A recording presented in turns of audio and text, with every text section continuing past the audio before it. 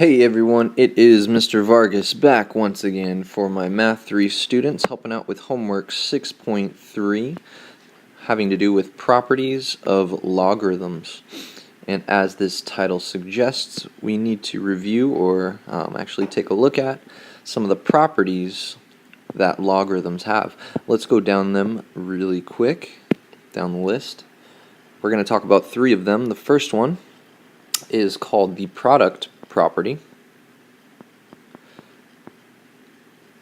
of logs, and basically what it says is that if you have positive a, b, and x, where x does not equal 1, then what follows for the logarithm is that if you have log base x of a times b, that is going to be equal to log base x of a plus log base x of b.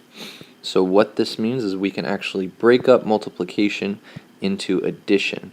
Kind of a cool technique to know.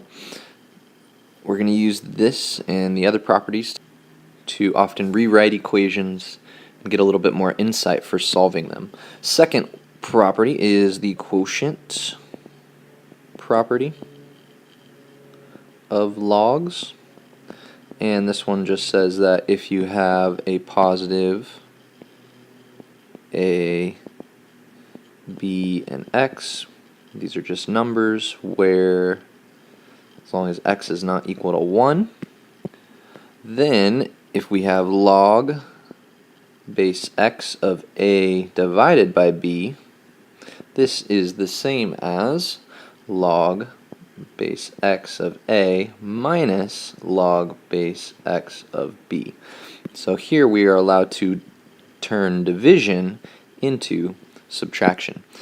Okay, third property is the power property of logs.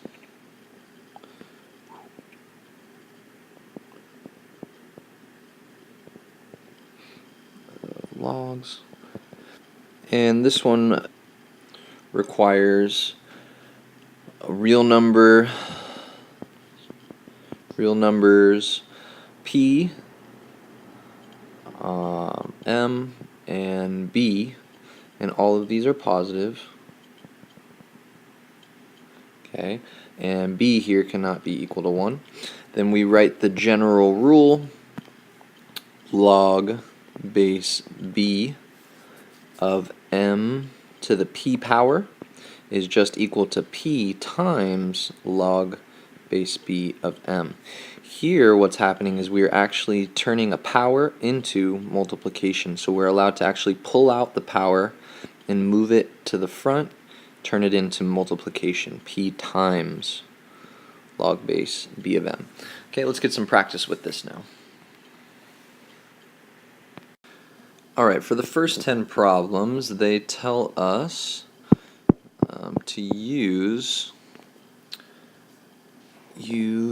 the fact that log base 12 of 3 is approximately 0.4421, and also use the fact that log base 12 of 7 is approximately 0.7831.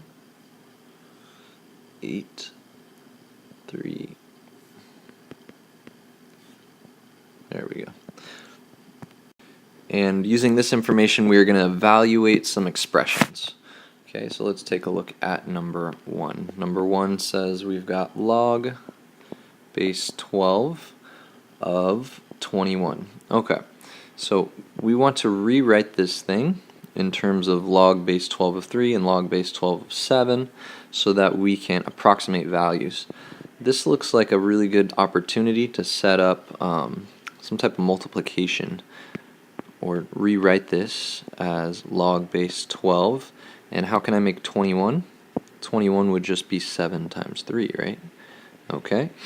And then we can use the product property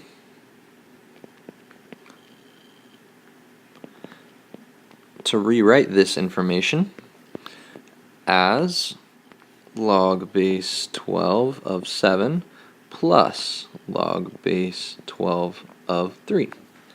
Alright, cool. Now that we have that, let's go back to our little notes from up above and replace what we know about log base 12 of 3 with this and log base 12 of 7 with this, and we've just got some decimals here. So let's see, this would be 0.4421 plus 0.7831. Add those together, you can use a calculator, and you would get 2, 5, let's see, 8 plus 4 is 2, carry the 1, is 2, carry the 1, 1.2252. Alright, let's go down to another problem. In particular, I want to check out number 7. Okay, so number 7 is going to take a little bit of work. We've got log base 12 of 81 over 49. Okay, first thing that I recognize is some division here. So I've actually got the quotient property. I can rewrite this as log base 12 of 81 minus log base 12 of 49. Okay, really helpful to know your powers, because in this case 81 can actually be rewritten as log base 12 of 3 to the 4th power. 3 times 3 times 3 times 3 gets you 81. And then we've got minus log base 12. How can I change this 49 into something I like? For this problem, let's do 7 times 7. Okay, on the left we've got the power property. And the power property tells us that we can bring the exponent down out front into multiplication, so that turns into 4 times log base 12 of 3. And on the right, we've got the product property. So we can actually rewrite this as log base 12 of 7 plus log base 12 of 7. Let's go ahead and put that in parentheses since that was a group. Okay, from there we can go ahead and just plug in some stuff that we know. Log base 12 of 3 and log base 12 of 7, what were our approximations? These guys right here. So let's see, log base 12 of 7 was 0.4421, so let's put that there.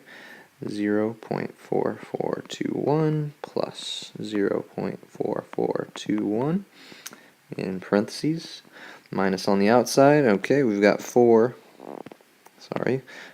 times log base 12 of 3 was this number right there, so times 0.7831. Now we've just got some numbers, we can crunch them. Use a calculator, I strongly suggest it. And you'll find that your answer is, in fact, let me check my calculator, it's 2.2482. Okay, so that's the answer for that one. Alright, let's jump to the second page, and now on this page we can actually use these properties of logarithms to solve some equations where the logarithms are in the same base. Let's try out number 3. So for this problem I've got 1/2 log base 6 of 25 plus log base 6 of x, and that is equal to log base 6 of 20. Alright, for this one, I'm thinking I want to try to simplify this right here. I can think of like the reverse product, or sorry, the reverse power property. So this 1/2, let's rewrite it as an exponent right here.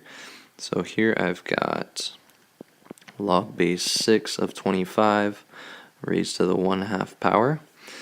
And then that can just simplify, right? What's the 1/2 power of 25? Well, what's the square root of 25? That's just 5. So I've got log base 6 of 5. Okay, I don't think I can simplify this one any further. Let's just bring it down, plus log base 6 of x, and that's equal to log base 6 of 20. Alright, let's think about the reverse of the product property. So I can combine these using multiplication, so that would just be log base 6 of 5 times x, and that's now equal to log base 6 of 20. Alright, our logs are the same on both sides. We've got log base 6 on the left, log base 6 on the right. We can cancel those out and just set what's left over equal to each other. 5x equals 20, divide by 5, and x equals 4. That would be your answer for that one. Let's try out one more. How about number 6? That looks a little bit challenging. Let's see. Number 6. We've got 2 times log base 4, of x plus 1, and that's equal to log base 4 of 11 minus x. Alright, the reverse power property tells us that I can take this times the scalar and bring it back up to the exponent. So let's rewrite that as log base 4 of x plus 1, and that whole thing is squared, equal to log base 4 of 11 minus x. Cool. Looks like we've got everything simplified. We can now cross out our log bases since they are the same on both sides, and here we've just got x plus 1 squared is equal to 11 minus x. Okay. On the left, let's simplify. This is really just the same as x plus 1 times x plus 1 equal to 11 minus x. Okay. FOIL this thing out. And here, first outer inner last. So you should get x squared plus x plus 1 is equal to 11 minus x. Let's go ahead and bring everything on over to the left-hand side. Actually, let's combine like terms over here. Simplify this. So you get x squared plus 2x plus 1 is equal to 11 minus x. Okay, now let's get everything over on the left side and set that right side equal to 0. Add x over here, add an x over here, minus 11 here, minus 11 here. This cancels out, get you 0 on the right. We're happy with that. You get negative 10 here, 3x, and x squared. Okay, let's try to factor this. Factor this and find our solutions of x. This would break down into x plus 5 and x minus 2. Thinking about it, going backwards, 5 times negative 2 is negative 10, and then 5 minus 2 gets you your 3x. So we know we factored it properly. Now that we've got our factors, we can set each one equal to 0 and solve. So x equals negative 5 and x equals 2. So although we have two solutions, it's important to note that logarithms are undefined